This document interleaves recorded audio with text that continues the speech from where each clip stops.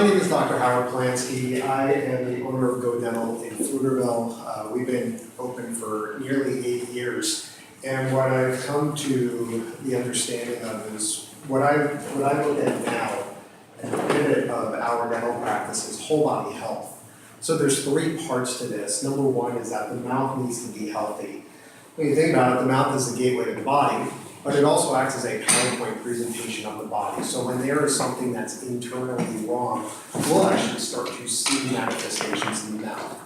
So that's the first part. The second part is airway. And if people are not breathing, that's going to create a whole host of issues, which dentists can actually help with, which people may not know, but a medical condition called sleep apnea. Treatment is normally the CPAP, the back of a reverse vacuum.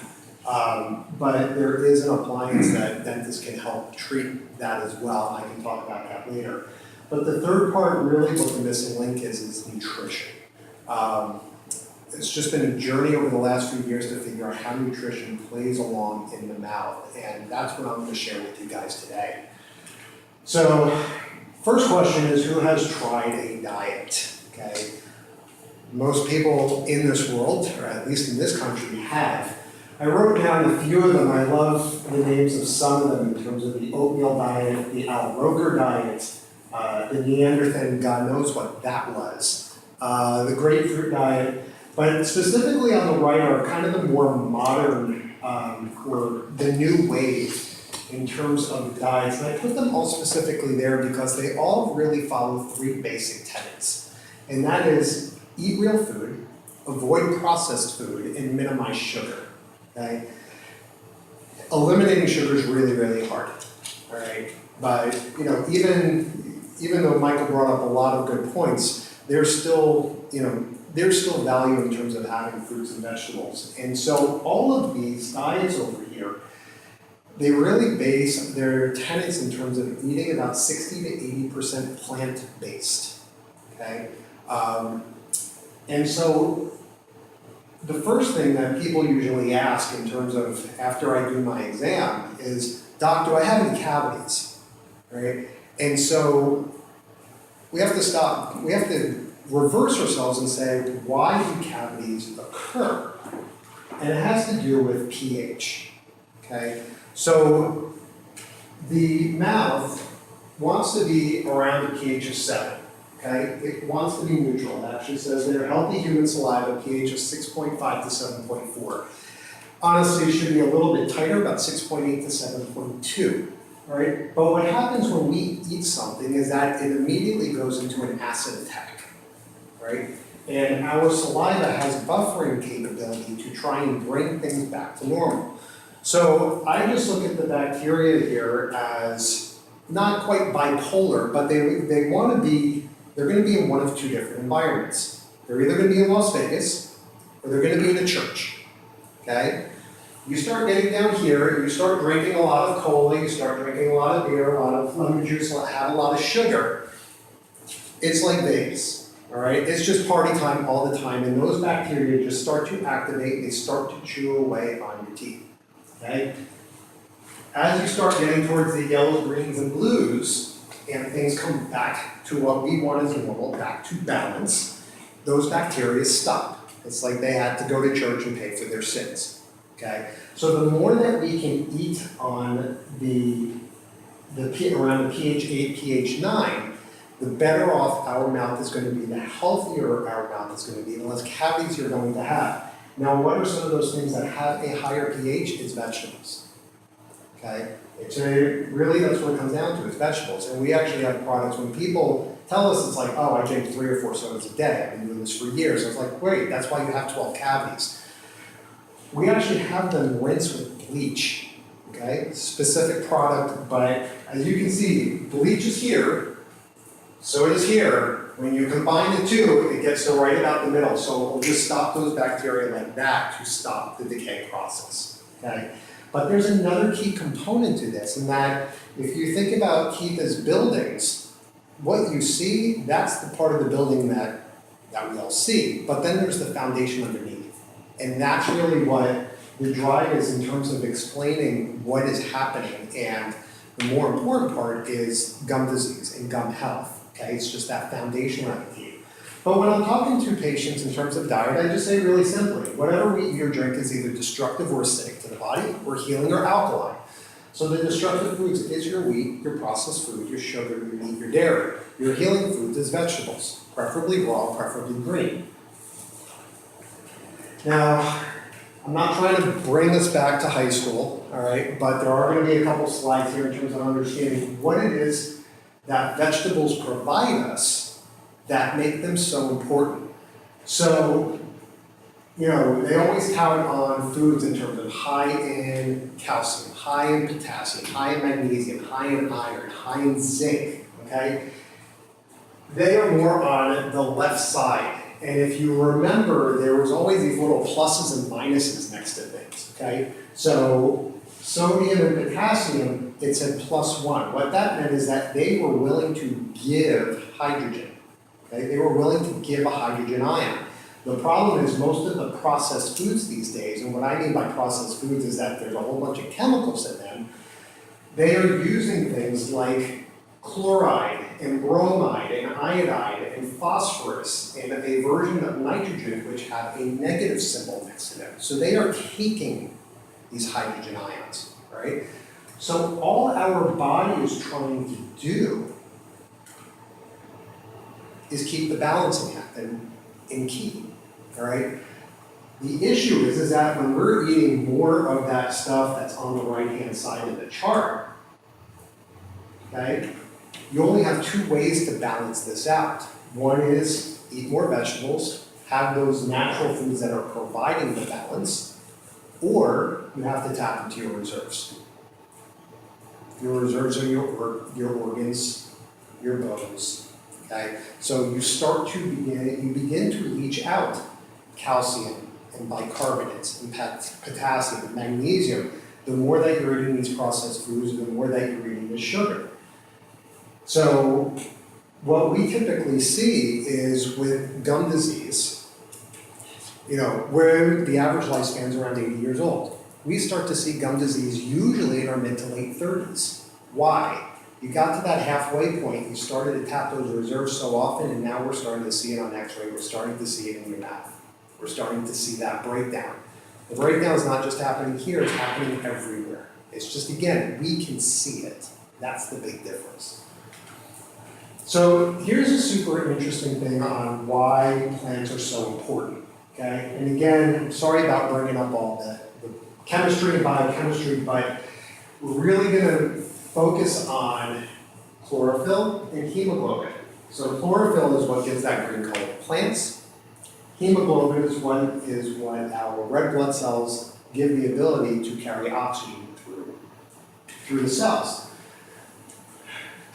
Forget about the stuff on the outside here. What I want you to take a look at is the ring, okay? When you start looking at the ring here, they are eerily similar in terms of there's two lines here, there's two lines here.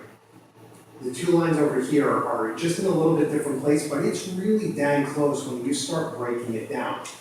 So the way I think about this is that our vascular system, our blood supply, is just a big old superhighway, okay? Think I-35, or you want to think Houston because their traffic is worse, that's great, all right? And what happens over time is that the cars, just like red blood cells, they start dinging into each other, they start getting bumps and scrapes, and then they stop working, okay? And so here comes chlorophyll with a new Uber driver. They bring the new car into the body. The iron says, thanks, I'll kick you out. The magnesium can then be used in over 300 different reactions in the body to make things work effectively. And now you've got a new red blood cell that can carry oxygen like it's supposed to. So when we're out of balance, I now just really sum this up into nutrition's data. Okay? It's a way for our body to receive food, understand the information that comes in, and say, great, what do I do with this? All right?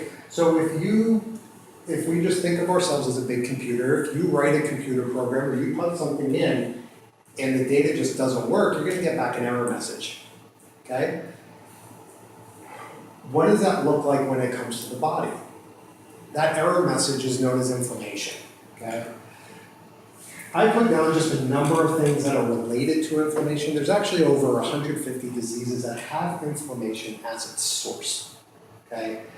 So what occurs is just when that inflammatory system doesn't turn off, okay? When you cut your arm, all right, you cut your skin, you want your inflammatory system to begin. You want the blood clot to heal, okay? You don't want to keep on bleeding. But you also want it to turn off when it's done. When it doesn't, that's that chronic inflammation. That's when we start to see things go awry. And so, if it's Alzheimer's, or if it's fibromyalgia, or it's Crohn's, it's basically, that's the weak point in your body for the inflammatory system showing itself to you, okay? Now, there's 5 big sources of inflammation. Okay, or there's 5 big diseases that have inflammation as its source. I'm going to mention 2 a little bit later, right at the very end, but the 3 big ones is diabetes, pain, and periodontal disease. Okay, 85% of the world has periodontal disease. So that's just the easy one for us to see, okay? But pain, we know too many people that have pain or fibromyalgia, which is just, we don't know what the hell is wrong with you. So we're just gonna give you this generic name, and then diabetes, as Michael showed us, is just rampant, okay, and continuing on the rise. So I just wanna show you a patient here, and I'm hoping that this comes through really well. This is someone, she was in her early 40s. She actually came in for an extraction that day, and we just had her stay for a few minutes after I got that done. You can see the inflammation. You don't need to be a dentist to see how raw and red her gums look. It just doesn't look healthy, all right? No matter where we touched, it was like a stuck pig. It was just bleeding everywhere, okay? And so at the end, right at the end, I'm talking to her in terms of this nutrition thing and what we're seeing and all of that. And I just said, humor me. I'm going to want you to take a couple products. I'm not going to talk to you in terms of flossing, brushing, oral hygiene in any way, shape, or form, and we're not even going to give you a cleaning for the next 30 days. I just want you to take a couple of these products, and I just want to see what happens, all right? And so she came back 30 days later, and that's what she looked like. And this was the aha moment for me and my team to say, okay, there's something to this in terms of where nutrition plays a game, or is part of this. And we know that, you know, as our team in terms of dentists and hygienists, that we're physically cleaning from the outside in. We get that. Just never had the ability to see what happens from the inside out, right? So here you can just see the before and after. Now, even in those lower pictures, she still bled when we touched them, but it wasn't to the same degree. And then as we cleaned her up over time, I mean, it became spotless. It was beautiful to see, right? There were 2 things that I left at the end in terms of the 2 out of the 3 biggest killers in this country, okay, which also have inflammation as part of the game, and that is heart disease and stroke. Heart disease is the #1 killer in this country, stroke is number 3, right? There is a gentleman, a doctor, he's a GP, who got Dr. Bradley Bell and Amy Doneen, who's now a doctorate of nursing practitioner, so she's a doctor as well. They wrote this book in terms of Beat the Heart Attack Gene. It's a healthy read, okay? I will just tell you, please do not read the audiobook. It's impossible to keep up with it. Just keep up with the stories. If you want to try and understand the test, that's great. But what they ended up doing is they came up with a protocol to say, if heart attacks and strokes are the top 2 of the 3 killers in this country, why are we not trying to prevent it? And so they started to look at this and said, well, if this is all inflammation-based, then we have to start looking at tests that look at inflammation. So I just look at these tests in terms of a home inspector. They don't just look at from the curb and say, yeah, looks like a great home, I can leave now. They walk around the property, they look at the foundation, they look at the roof, they look inside and outside at the walls and see where the issues are. That's what these tests do as well, okay? So what Dr. Bale has always found is the people that just do not get under control. And let me step back. Dr. Bale, just to understand how his practice works now, he sees one patient a day, he charges $3,500, and he has a 1-year waiting list. That's all he does, one patient a day, and just talks to them for 7 hours in terms of what they're doing. And he's got a 1-year waiting list. So people have been coming up and wanting to stop preventing heart attacks, or they're in their 30s and they had a heart attack, they don't want it to happen again. And so he has created this protocol. He's taught thousands of other doctors, and dentists have now started to sit in. But he just published this article 2 months ago, back in December in the British Medical Journal. What this is saying is there's always been an association between gum disease and heart disease. What he is now telling us is that it's not just an association. Gum disease is actually a cause of heart attacks and strokes. He didn't say it in the paper, but people that know him say he believes if people stay consistent with their dental cleanings, up to 50% of heart attacks in this country could be avoided. Just to get a cleaning, up to 50% of heart attacks can be avoided, all right? But what he does say in there, and it's basically the key line, is that this is a medical problem with a dental solution. So if your physician is not asking you in terms of how often are you going to your dentist, my recommendation is to find another physician that's actually on this, okay? Because this is the way that healthcare should be going and will be going. It's going to take time, but when you can find those early adopters, that's fantastic. So I'm going to just leave you with my test results, okay? I went to a Bale Domain trained physician. He's over on Wells Branch. It's Dr. Paul Bristol. He's been doing this for over 8 years. The actual tests, as I said, you don't have to worry about that, but we'll go through my results in just a second. When he called me up and told me what my test results, he didn't tell me over the phone, but he just goes, Howie, I've got to tell you these are the best results I've ever seen. And I'm like, what are you talking about? He's like, I've been doing this for 8 years. These are the best results I've ever seen. What are you doing? So I told him, I'm supplementing with plant-based stuff. I mean, there's no magic to it. It's made my life a lot easier. But when you look at target goal, okay, I don't know if you can read it all that well, but this one, you wanted under 3.2, mine was 0.5, okay? This next one, it says, and this is all, these are related to specifically to the heart, and then the lower ones are inflammation. You want it under 125, mine was a 9. He's like, that's unheard of. They thought that the test was wrong, okay? You keep on going down, 4.6, under 0.4, under 3.8, this under 225, 150. Okay, so I'm not perfect, all right? The bottom one, the homocysteine, they wanted under 10, mine was a 12. So, do I cheat every once in a while? I do. What is homocysteine? What is the? Homocysteine, it is one of those inflammatory markers. I actually emailed this to Dr. Bale to say, do I have to worry about this? And he said, it's not a primary risk factor. It seems to be just an association with other risk factors when they're high. He's like, I wouldn't worry about it. Okay. But as I said, to me, it's not in terms of what the actual tests are specifically. It's looking at it just like you're looking at yourself as a house. Okay. And so when you have doctors that have been doing this for years saying, what are you doing? Then I know in terms of what I'm doing in incorporating plants into my life, that is the right way, and that's what I'm trying to share with my patients. And so that's all I've got.